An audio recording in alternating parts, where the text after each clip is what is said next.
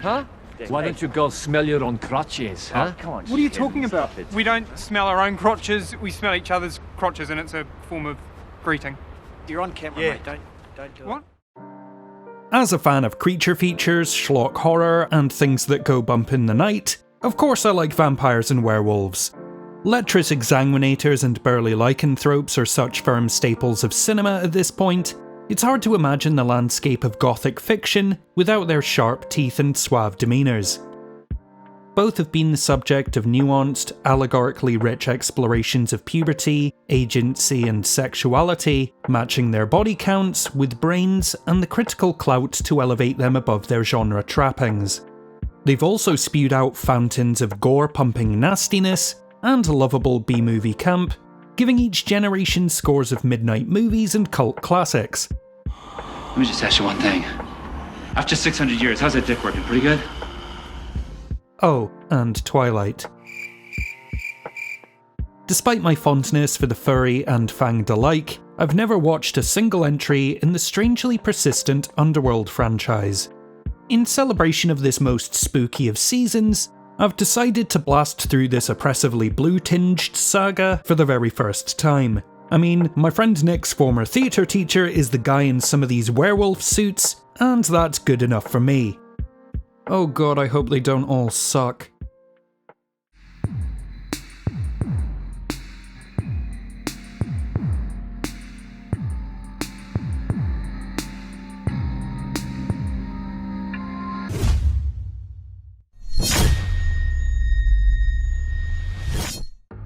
For centuries, an underground war has raged between vampires and werewolves. Selene, a vampire assassin tasked with killing off the remaining Likens, finds herself at the centre of a conspiracy that threatens the very existence of both factions. The key to all of this is Michael, a human dreamboat with significantly less personality than an actual boat. With his blood, the Likens hope to crossbreed the two species and forge a new master race. Get down! My hopes were high from the opening mix of laughably forced expository voiceover, and shoot 'em up on the subway silliness of these goths with guns taking potshots at heavily armed wolf dudes. Kudos for using practical effects and costumes where possible. I'll take a clunky lumbering wolf suit over sterile CGI any day of the week, but alas, every scene that follows is framed and captured with the lethargy and disinterest of filmmakers completely unaware of just how cool their central conceit is.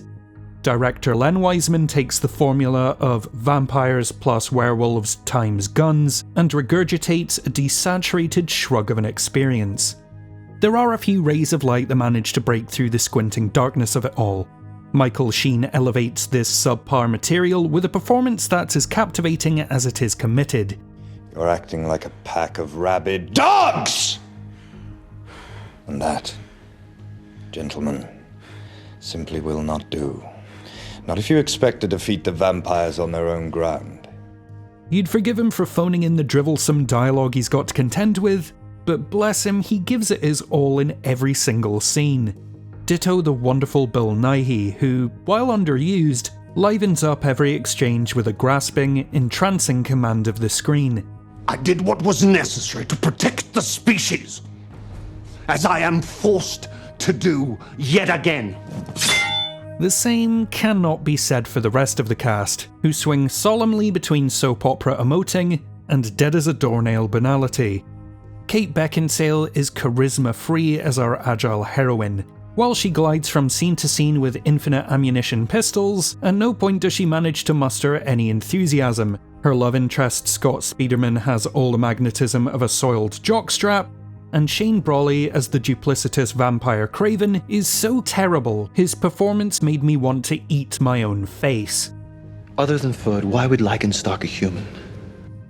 The plot meant to bring these performances together is both needlessly complex and shudderingly stupid. Craven double-crosses the vampires for the werewolves, then betrays the werewolves for no reason at all.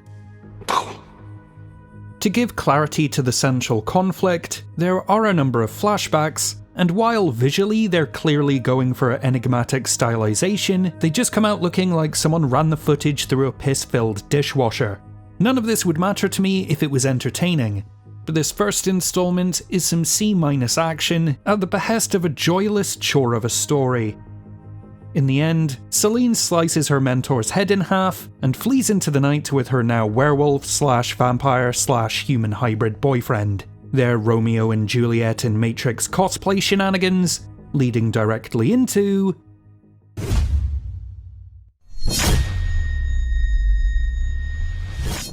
Having killed off the only two good characters in this series, Celine and Michael must race against the clock to stop an allegiance between an elder vampire and Liken, who seek to disrupt the balance of their ancient orders.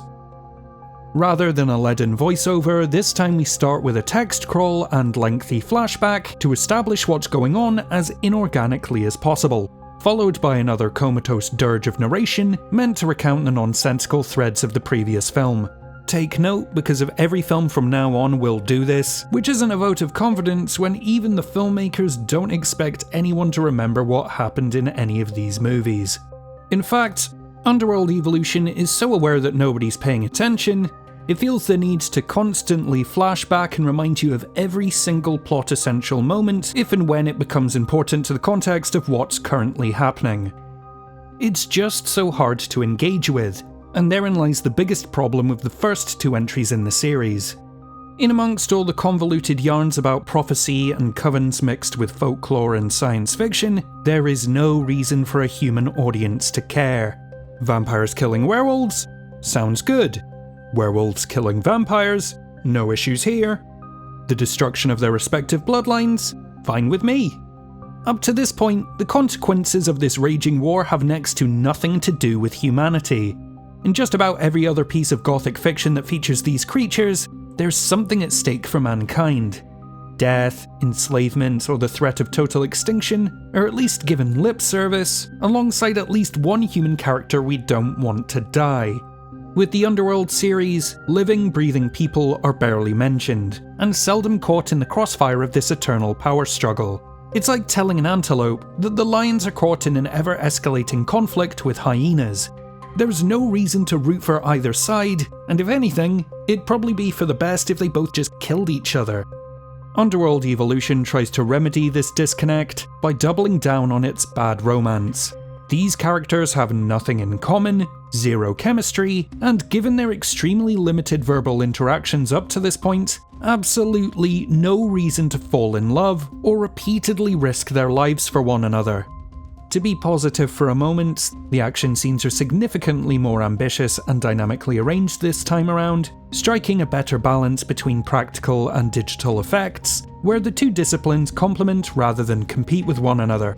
It's also much sillier, with helicopter blades and savage decapitations galore, which I'm considering a small victory given the po-faced seriousness that cripples this series. In the end, the bad guys are killed, and the two lovebirds go on their merry way, albeit now with the nifty new ability to enjoy the sunshine together.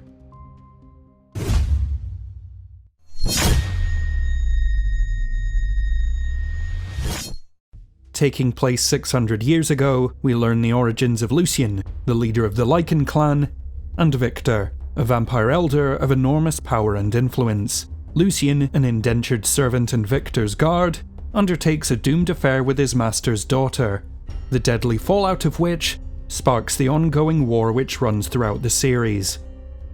Third time around, what we have here isn't just a superfluous threequel that stops dead what little momentum the Celine and Michael arc had.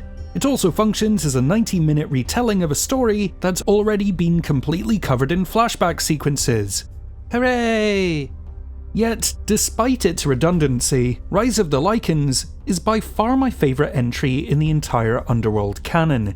By dropping the dead weight of previous installments, and focusing on Lucien and Victor's ambitions and beliefs, as well as the power structures of the two species, there's actual substance here. Sure, it's not great by the standards of a competent series, but its racial allegory and Spartacus cribbing structure are at least in service of something.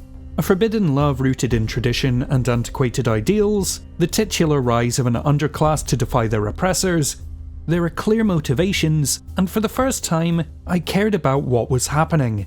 even if its status as a prequel means every major development has already been explicitly spoiled. Sheen and Naihi remind us why their presence in the first film was its saving grace, and their absence from the second was a dreadful loss, while Rona Mitra spins gold from garbage with an empathetic, energized turn as the ill-fated Sonia. There are fleeting moments of honest-to-goodness fun here. A particularly daft cliffside sex scene is stupendously dumb in the best way, and we're given large-scale battles that do more with swords and steel than the other films ever managed with guns and gadgets. When it reaches its inevitable end and we're thrust back into the present day, it was bittersweet. After killing these characters off too soon, it's back to the bland bedlam of these blood-sucking freaks.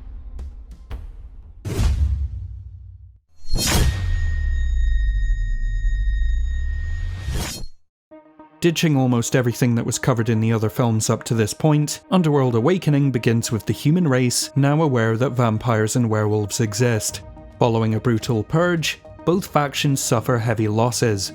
Celine and Michael are captured and cryogenically frozen for 12 years while being experimented on.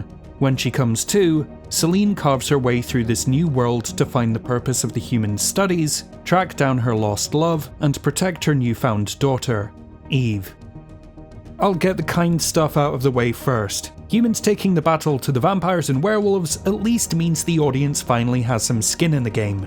The British thespian slumming it for cash this time around is Charles Dance in comically bad prosthetic fangs, and he's a scene-chewing delight as always. Finally, there's this big, thick wolfman, who Celine dispatches by punching a hole in his chest before dropping a grenade inside, which is the kind of guffawing nonsense this series could use more of. But folks, this is the straw that broke the camel's back.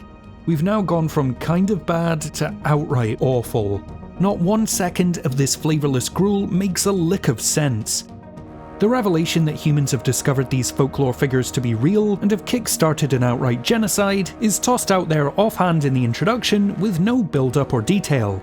At first I thought, well, how did mankind finally figure it out? Before the more reasonable part of my brain chimed in with, wait, how the fuck has nobody noticed them before now? Seriously, they're terrible at hiding their existence. After 3 features where the message is, allegiances aren't black and white and werewolves aren't necessarily the enemy, they're just fighting back against the injustice and a skewed social balance, this film just says, fuck it, werewolves are evil. Celine has gone from a stoic, calculating figure of discipline to a savage murderer of scientists and security guards acting in self-defense. Oh, and now she has the power to resurrect the dead. An ability she's never used before, never uses again, and somehow just blindly figures out that's a thing she can do. Fuck off. What? What? Awakening tries to compensate for the first 2 films' abundance of torturous plot by just forgoing any narrative drive whatsoever. This is hacked to the bone and strip-mined until all that's left are flashing lights and ultraviolence. I mean, the runtime is 86 minutes, of which the second act takes up a full hour. Michael is practically absent after taking up much of the oxygen of the first 2 films, and in his place we're left with his daughter Eve, who just looks like a weirdo dressed up like Pazuzu from The Exorcist. So in the end they destroy the research facility and everyone in it. Celine finds Michael, but he runs away without saying anything because they needed sequel bait regardless of how stupid that is, and like the shills we all are, we gave them reason enough to make another one.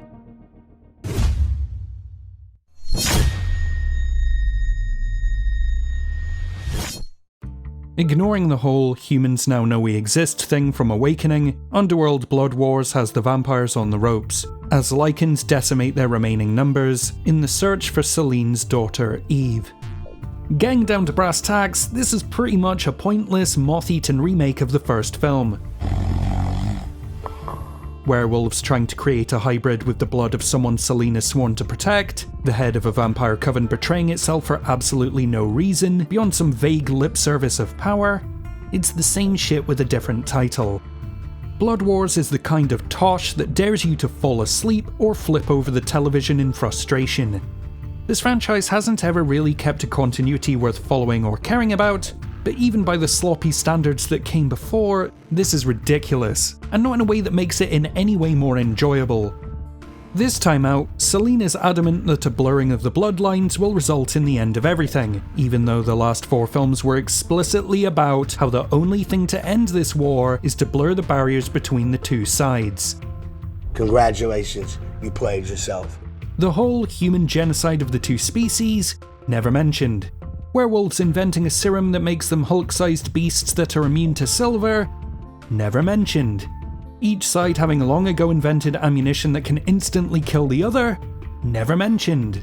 Michael, you know, the series' love interest and the main supporting character of the first 2 films, he's not even whispered of until the final battle, when the villain just kind of shrugs and says, "Oh yeah, he's dead. I killed him off screen and with minimal effort." So much for supposedly being the most powerful creature who has ever lived. So that was a fucking lie. It's all just tiring, stale slop. As far as new ideas go, Celine gets given ghost powers from a nomadic race of Daenerys Targaryen vampires that commune with parallel universes. What? And the werewolves develop a super weapon that, breaks glass windows? I'm not kidding, that's all they do with this weapon. What?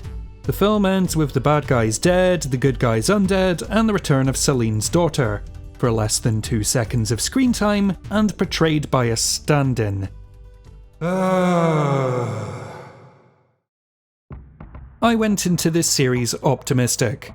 Wide-eyed and bushy-tailed with hopes of mascara-smeared knockabout action, goth-tinged horror, and some slick shootouts. What I got was just awful.